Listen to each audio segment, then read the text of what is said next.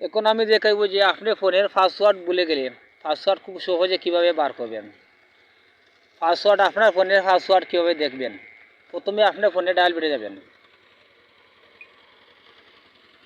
গিয়ে এখানে একটি কোড তুলবেন।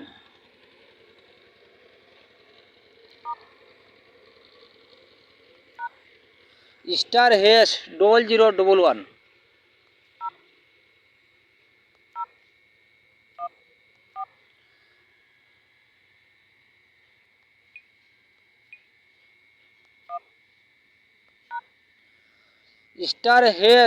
*#0011#।